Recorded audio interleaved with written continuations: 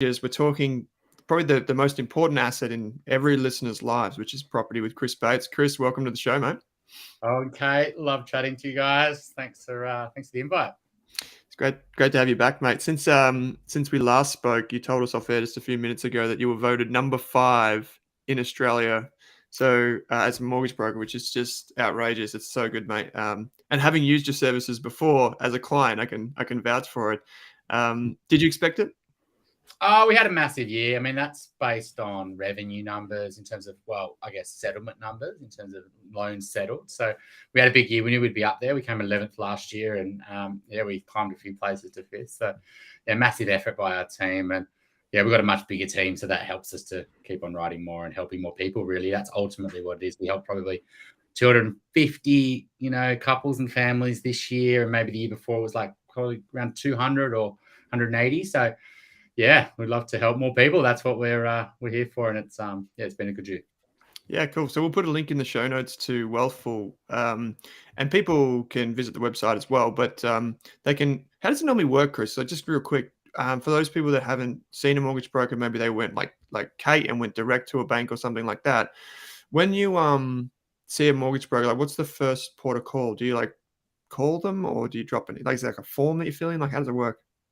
Well, I think you can call them, definitely. Sometimes you're going to catch them off guard, and they may not have the time to deal with you like then and there. And I think that's, if it was me engaging a professional, I'd want to get in a book time in their diary. So probably email them or call them and book a time, or sometimes we've got calendar links, etc. And then just have a chat. Don't be intimidated by the process. 70% of loans go through brokers now. As long as you pick one of the ones that are probably more active, and someone who's actually up to date with everything that's happening. And just get to pick their brain and figure out what you can do to improve your situation. How does servicing work, and what can you borrow, and how much deposit do you need, and how does lenders mortgage insurance? It's an education process you want to go down. And so there's never too early, to be honest, as well, because sometimes change takes time, and so it might need you to you might as well start working on it now. Yeah, I like that. Definitely, like it's probably never too soon, as you said. I think that's the key thing. Even if you're not buying right now, your broker probably doesn't want you to be buying right now when they get a call out of the blue and say, "Hey, I need financing and I'm buying next week." Not a good idea. Chris, now we know forecasting is a fool's errand and we shouldn't be believing everything in the headlines, but I don't know if you've had any thoughts about what the property market and what the situation for buyers and sellers and investors is going to look like in 2023. Yeah, I mean, absolutely. On our podcast, we do a full forecast report, and absolutely we think forecasting is more likely for fools, and it's more luck than skill, right? And we all know that. And you talk about that lots on your podcast. I think what your first thing you got to do with the property market, though, is to not go and look for forecasts, right? Don't open up the media and expect someone is going to know what's happening to every property in the country, because it's not like shares per se. It's 10 plus million properties out there, and they all are performing differently. So when you got the Australian property market, then you've got your capital cities, then you've got your regional towns, then you've got the more affluent areas, and you've got the outskirts, you've got houses, apartments, you've got townhouses, you've got things on busy roads, things on quiet roads, etc. So it's all about micro markets in property. And what we're seeing, though, as a trend is, absolutely there's been a big repricing event, mainly down to the real shock that interest rates jumped from 0 to 3% in under 6 months, right? And everyone thought they were going to go up in 2024, if you believe what the RBA was saying, right? So that is just a freak out event, really. Basically, everyone's going, how much? Oh, wow, rates are going to go up. How high are they going to go? How does that affect my borrowing capacity? What can I still buy that? Should I buy, etc.? And that's what happened, June, July, August, September. What we saw from October, November time is most of the borrowing capacity falls have happened. Rates aren't going to go from 3% to 6% at the RBA. And people have already adjusted their budget. So they still have a lifestyle need. They still want to own a place. They still want to have a family or have got a family. They need security and stability long term. But they've gone through a readjustment of their budget because they have to, because of the banks. But also they want to, because they're going, well, I don't really want to go in all this amount of debt if rates are going to be 5 or 6%. I was more happy to do that when rates were 2 or 3%, right? So that appetite for debt's changed. So what we're seeing is, though, that, that 3 or 4 months ago is really those opportunistic buyers are in the market. Then the must-do upgrader and the really must-do first home buyer, I guess someone who really wants to buy it, started entering the market. And now it's getting a bit further on from that. And I think the person who's thinking, oh, I do need to upgrade, I don't need to upgrade now, but I do need to do it in a few years' time. Maybe I should do it now because it's a good time. So they're entering the market. So the opportunistic upgrader. So more and more buyers are starting to come back in, but they're reducing their budgets. They're looking at different areas. But also, in parallel to that, as prices fall, sellers also leave the market because they go, well, I'm not going to upgrade if rates are high. I don't want to sell now. It's not a good time. Everyone's telling me that. So what we're seeing is listing numbers across the whole country really collapsed. Spring didn't sprung, I guess. And, you expect usually in this time of year, listing numbers would go through the roof, and that just didn't happen, right? So in some parts of the country, there's literally no properties for sale. There's 1 or 2 properties for sale in the suburb. And so you've got really tight supply of listing numbers, and these are of good assets, and then you've got growing demand, and that adjustment's happened. So going into 2023, we think it's very similar to 2019. So a lot of 2018 was that adjustment year, and then 2019 demand started to build on small number of listings, and flaws in markets started to become apparent, right? The properties got repriced at a certain interest rate and borrowing capacities. And then all of a sudden, demand and competition is going to start to build on those small number of properties, and you're going to start to see recoveries in some markets. And we can already see that in our capital cities. Some markets where there's really tight supply, like in the housing markets in affluent areas, are now starting to find competition again. And that's not across the whole country, but you're also going to find areas where you still got lots of listings, like, say, high density apartments, and there's very little demand. People aren't going to go into big mortgages to buy them because they don't really love them that much. That's what high rates do. High rates make you more picky because you go, I don't want to pay a big mortgage to live in that. And so it's really a flight to quality. In low rates, everyone's just FOMO. In high rates, people are like, well, I will do it if it's an amazing house and I can see myself long term. But I'm not going to make those compromises. I'm not going to live on a busy road. I'm not going to live something that's dark or it's got privacy problems or needs a lot of work because building prices, etc. So that's a long answer to the question. There's not one market, but it starts to give you a flavor of what we see. We see where competition and where prices are more stable and more certain to go up, and where the risks are, like the danger zones. We can talk you through those. Yeah, it's I always find it's like really refreshing to talk to you, Chris, because like we've spoken about all this before, and maybe not on this channel, but definitely on the Australian Investors Podcast channel, the series that we did, we warned everyone about like the risks of buying lower quality assets in when things get uncertain. The quality assets are still, find that competition there. They've got that, flaw because everyone wants to live there, and people do get more picky. But one of the things that's really interesting, Chris, because I know, like this is something because you and Ben are probably like a bit annoyed at us because we haven't refinanced in time for this like interest rate increase. But for us, like, I'm curious. We've got a mortgage, trying to sort that out. But I'm wondering, like, if is now an interesting time to lock in an interest rate, or are you thinking maybe that boat has sailed and now it's hunting for the best variable rate? Like, how do you think about that? It was probably 12 months ago the good fixed rates were around. You look at bond yields. Early this year they started, the 3-year bond yields, and they started to really jump. And then basically banks started lifting fixed rates. In fairness, though, those fixed rates at the start of the year were still pretty good. We were like, wow, that doesn't seem that good now, because we were like, desensitized to fixed rates over 2% because they were under 2% for a good 12 months. So yeah, even at the start of the year, the good fixed rates, but that ship has definitely sailed now. There are some rules, like I guess what you call little holes sometimes, where you can get a really good 1-year fixed rate, and that's been a good little bet. So some of our clients we've still been fixing under 1 year because it's. But overall, yeah, fixed rates are probably too high. The crazy thing with banks at the moment is that even though the RBA rate's gone up 3%, bank variable rates haven't gone up 3%. For new customers, they've probably only gone up about 2.5%. So what that means is that bank margins are getting squeezed now more than ever. They're competing because they're not getting as much loan book growth, because people are buying and trading. They're having to fight for new customers through refinancing. And what they're also doing, which is they've never done this before, is they're repricing existing customers almost as good as new customers. So we're going literally through every single client right now and asking their current bank to give them a better deal. Otherwise, we're leaving. And usually the bank would say, hang on a sec, you got your loan fixed. I'm just going to gamble that you're not going to leave. I'll give you a better deal, but I'm not going to give you an amazing deal. But right now, if you call your bank and just say, look, I'm going to leave, give me a better deal, it's highly likely that they'll give you a rate that's way better than what your current rate is, just without refinancing, just over the phone. So that would be my big tip for people right now. If you've got more, call your bank, because you'll be blown away with how much you can take off your mortgage just through a phone call.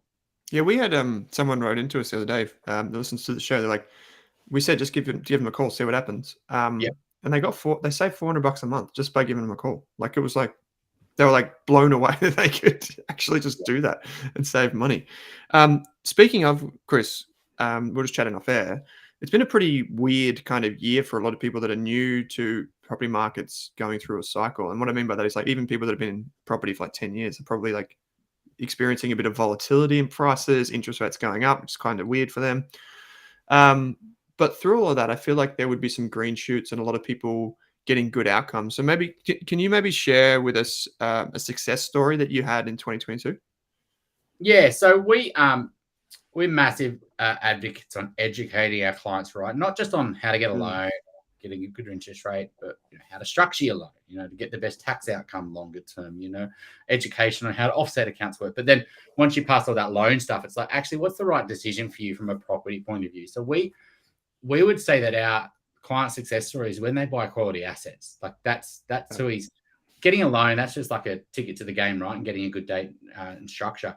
We think our role is even greater than that, is to educate them on the property market. And actually, so we always get our clients great loan outcomes, but when they make great property outcomes is awesome. The irony of this market here is that it's been a real reduction in prices. But when prices reduce, like we said before, listings get tighter. So it gets harder to buy good properties because there's less of them on the market. People likely sell good properties when they can get a great price. 2021, they don't want to sell them in 2022. And we've had a number of clients who've been able to buy amazing quality assets at what we consider fair prices. And just because there's less competition, and a lot of buyers at the moment are very cautious to make offers. So they just want to sit on their hands and, let's see what happens. I'm going to wait for auction. And so there's been a number of clients who have just been able to be on the front foot and saying, actually, no, that's a AAA asset. I'm just going to make a solid offer and hope that the vendor just doesn't get greedy and just takes my offer. And so we've had clients buying really long settlements for great assets, and whereas if they tried to buy that last year, it would have had to go to auction. It would have went way overs. So 2022 has really been an opportunity to have a higher chance of securing a quality asset if you were patient and persistent and actually just made offers. So we've got heaps of success stories that we can go through. Another major one was just recently, stopping a client, they were in love with a AAA asset, that just ticks all the boxes, for what's a quality asset. They were so close, they were under 50 grand out. They didn't win it. They nearly felt they wanted a wounded bull, nearly bought the wrong property. We stopped them doing that. And then, a few weeks later, they found another property, which was almost as good as the other one, and they secured that. And so, stories like that they're the different makers for our clients. If someone's listening now and they're thinking that 2023 might be the year that they purchase their first home or potentially sell and buy the next home, what challenges do you see these groups of people facing? And maybe if there's anything people can start doing over the summer to prepare themselves? So the first thing is educating yourself, right? So you want to know exactly what you can borrow, what your interest rates are. You want to really understand what you can afford from a cash flow point of view. So know what your fixed expenses are, what your variable are, know exactly, thinking through your longer term plan, like where you're going to live, what's going to happen have these big conversations with your partner. Like, are we going to have kids? When are we going to have those things? Like, those are the things you really want to work on first. And then when you're in the market, then you want to get yourself educated as quick as you can, right? And so you want to be going to as many open homes. You want to be looking at all the sales of previous properties, because it takes a while to get your confidence up to actually transact. So, even though the market, it's in December right now and it's really much flat till after Australia Day, like no one really sells their property in January. That's a really good time to get prepared. So for brokers, they're actually really busy in January because a lot of people are, getting their ducks lined up, and that's the right advice. I would be with those first home buyers and any buyer, to be honest, you just got to be very careful trying to buy into I'm going to pick the bottom and things like that. Because with property markets, you actually got to find the property. Even if it is the bottom, you've still got to go and find it and you've still got to go and buy it. And so it's actually really hard to do. With stock markets, you can just sort of enter the market within minutes. With property market, it could take months. And ultimately, you'll probably miss it because that one property at the bottom went to someone else. And then all of a sudden, you're chasing the market. And, what you want to focus on is the quality assets. And so, that would be my biggest advice is, get ready, get educated. And then once you find the right property, it's trying to secure it, not trying to get too picky and say, I'm just going to wait another few months to see if I can get something cheaper in a few months. I think that's optimistic thinking. But pre-approval doesn't last forever, right? Like you have to have a certain amount it's like a certain window, right? Yeah, it's been a really interesting year for pre-approvals. We started, when the rate increases went up through the roof, we just said to our clients, we're really nervous around pre-approvals right now. We just don't trust them. And if you're buying right now, you have to come back to us when you're looking to make offers, because you don't assume your pre-approval is going to be valid. And that turned out to be right. Banks basically didn't honor pre-approvals for a period there. They would only honor them if they were less than 30 days old, which is, not that often, it's a few weeks. And we were redoing numbers all year for clients saying, no, you're still fine. I know you're pre-approved, but your capacity's fallen 10%. You still want to buy within that. They are lasting 90 days now, which is great because, people have the confidence to buy up to 90 days after they're issued, even if borrowing capacities fall, which is interesting. But yeah, absolutely. And also all pre-approvals aren't the same. So you can get automated ones like some banks like Macquarie would do. That's not humanly assessed. They haven't gone through everything in your credit file and a human hasn't ticked it off. Macquarie will do that if you ask for the right way.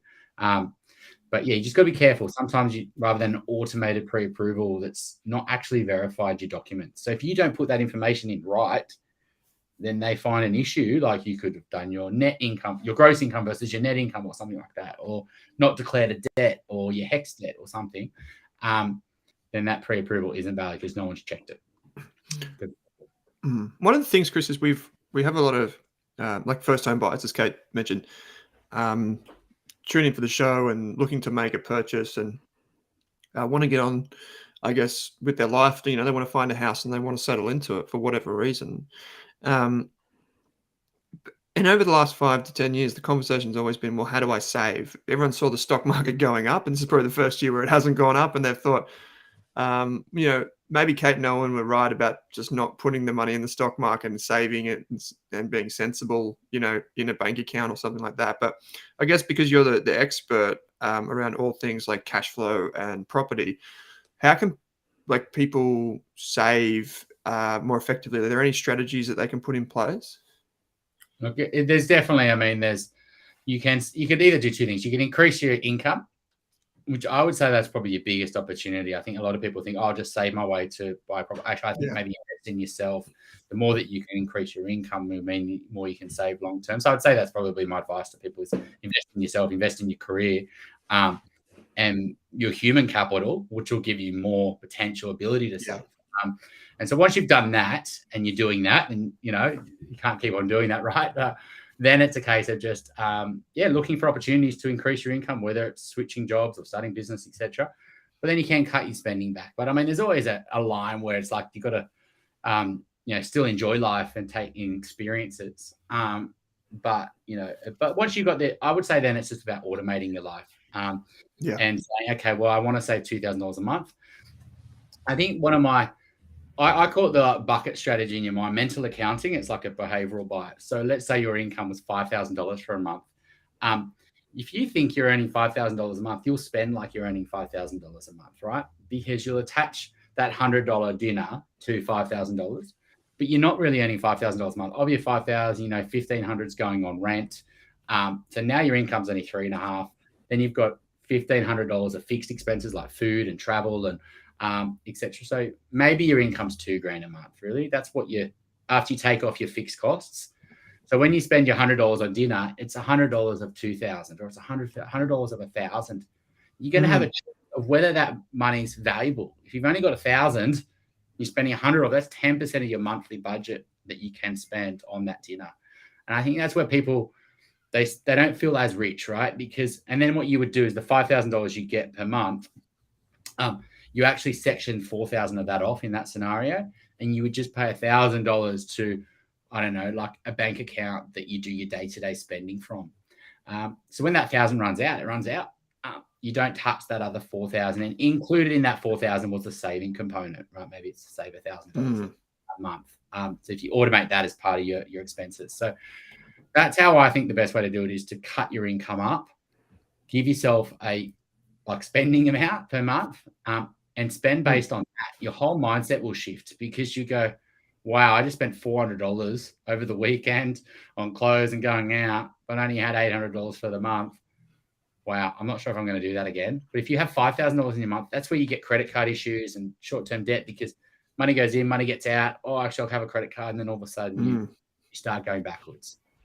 Yeah, for sure. Yeah. And if saving your deposit is your number one priority for 2023, then you might have to reprioritize some of your spending in other areas and maybe spend less on going out because you really want to achieve that goal. So it's not necessarily you're going to miss out on things, but you're just reprioritizing where you're spending that year. Yeah, exactly. And substitution of your time. You know, the best things in life are free, to be honest, I think. And so it's about sort of can you have just as much enjoyment, but not cost you any money. And sometimes that's just as exciting in itself. I think with the deposit, I think a lot of people put too much pressure on how much they need. Sometimes it's not as much as you think. You know, a lot of people think you need a 20% deposit, but that's not really true, you know. Your government have had things like the 5% deposit schemes, which is, you know, there's lots to that. The state government right now got a no stamp duty up to 1.5 million in New South Wales, and there's other exemptions. Different industries, you know, you only need a 10% deposit to avoid LMI. LMI isn't, you know, that's different. It's an exponential curve. Like you know, if you borrow 85%, the cost is much lower than if you borrowed at 95%. So I think it's just an education on the right deposit amount for you based on your life and your situation and what you want to buy. And it might not be as much as you thought, especially with all these other things. So I guess that comes back to talking to a broker or an expert earlier on in that journey, so you know what your end point is, and it's not just, oh, I just need $200,000 or whatever the deposit is for you. And Chris, earlier in the episode, you talked about the importance of finding quality properties, and I know you and Owen have discussed that on the Investors podcast. But when you say quality property, what does that look like if I'm looking at properties and trying to figure out what to buy in 2023? Yeah, it's a big question, and I'll try to keep it succinct. Look, I think when you've got to think about it, two elements. There's demand, and it's very basic, but you've got to get your mind in this mindset, and you can start to think it through. So you got to think like, who's the demand for your property? Who wants to own your property? Any property, right? Who wants to own it? The amount of money that they've got and the amount of incomes that they've got really determines its value, because that determines how much money they can borrow and how much money they've got for a deposit. So, you know, a property is really a quality asset if it's desirable to someone who's earning some decent money, and ideally, you know, a couple, because then you've got more money to borrow, or someone who's got a bit of money, like maybe someone like a downsizer, for example. So the demand side you've got to really think through, because a lot of properties, you know, maybe they only suit singles. Maybe they only suit, you know, more the affordability part of the market. And, you know, high-income families don't want those, right? So that's the first thing. The second thing is that you've got to really think about the supply, right? So are they going to be building more of what you've just purchased, right? You know, and so you think about a high-density apartment. Can they build more of them? Yeah. You know, house and land package in the fringe. Can they build more of them? Yeah. Like a new townhouse. Can they build more of them? Yeah. So you need restricted supply. And you also need growing demand and, you know, the high income families. So that's sort of the high level. once you then break it down, then you've got to go onto a suburb level, right? And say, okay, so I'm going to buy in this X suburb. The quality properties in that suburb won't be every property because you start ruling some out. So you say, okay, yep, high income people, more and more high income people are moving to this suburb.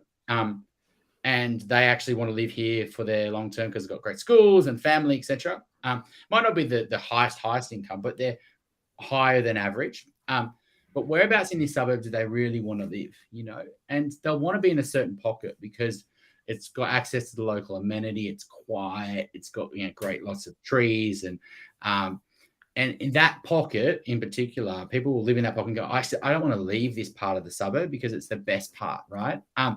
And so not many people sell. And, it's not a busy road. It's got rat runs. It's not dark, or it's got privacy problems, or, there's certain parts of a suburb that are less desirable because of, housing, different types of social housing and things like that. So there's always a great part of the suburb. So that's the quality part. And then inside that, it's quality streets that people really want to be. And then even in those quality streets, there's two sides to that street. There's the one with maybe a north aspect where the sun hits the back of the property. And then there's the other side of the road, which is south facing, where the sun hits the front of the property. So if you think about it, this is how much detail you've got to go to, right? And then when you're in those streets, some of those properties have got weird blocks, like they're north facing, but it's a triangle block, or it's got privacy issues. So you've got to rule those out. And then they've got weird floor plans, and maybe they're not got a really ugly frontage, or the house is too far back from it's like wasted space at the front. So like a quality asset has really got the least amount of compromises for people. So they go in there and go, oh, this place is perfect. It ticks all our boxes. And so a really undesirable or less quality property has heaps of compromises, right? It's a busy road. It's dark. It's got privacy problems. We've got no backyard. It's dark, etc. So quality assets have really, really desirable to high income families generally. They're not building more of them. And really those families aren't making any compromises. They just love the properties because in those areas, they turn over like really low. And then people really stretch. They go into a lot of debt to buy those properties because it's really their forever homes. Sounds a bit like a needle in the haystack. It is. And that's one of my favorite sayings is it's hard to buy, but it's easy to sell, right? It should be a lot of work. This is not what most brokers would say. Most brokers just say, go buy a property. It always goes up in value, doubles every 7 years. That's all nonsense, right? But it's actually really the hard yards is buying. It could take you 6 months. But once you've purchased a good asset, it's really easy to sell. It's really even easy to sell in down markets because even in down markets, not many people are selling quality assets. All of a sudden, all the buyers flock to it like a seagull effect. And all of a sudden, that open home is busy on a Saturday. And every other property in the suburb that isn't that great, no one's even going to look at.